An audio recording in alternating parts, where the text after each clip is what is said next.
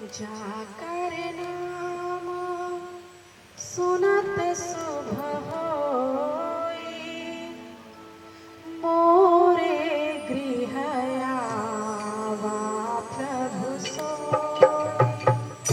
जाकर नाम सुनत शुभ होई, मोरे गृह आवा प्रभु सोई।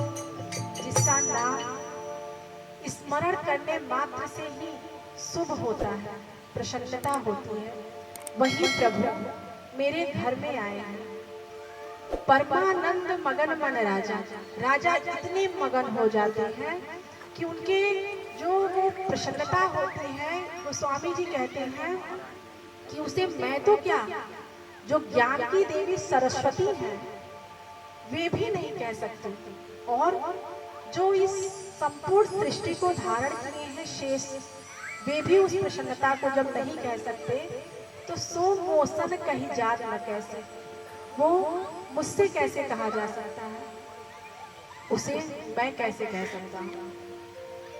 महाराज अभी उस उत्सव को मना ही रहे हैं कि अभी वो मगन ही हो रहे हैं कि वृंद वृंद मिली चली सहज श्रृंगार किए उठी धाई, वृंद वृंद मिली चली सुहाई।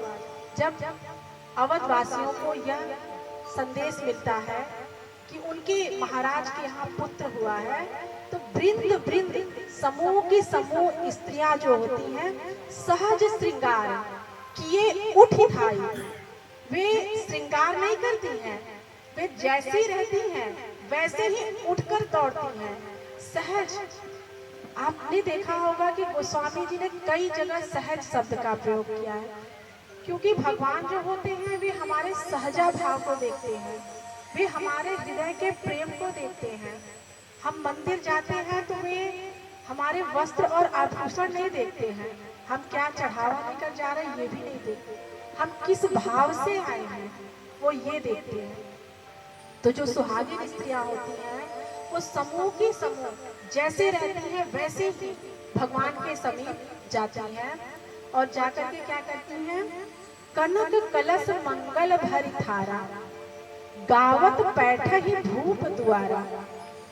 सोने के कलश में गंगा जल भरा हुआ है और थाली में कुमकुम, केसर, चंदन, पुष्प, जितने भी मांगलिक द्रव्य है सब ले करके, और किसी के घर जब हम जाते हैं उसके उत्साह में तो उसी भाव को लेकर हम जाते हैं। तो वे राजा दशरथ के घर में किस भाव को लेकर जाती हैं, गावत पैठ ही धूप द्वारा। वो राजा दशरथ के महल में गाते हुए प्रवेश करती हैं। क्या गाती हैं?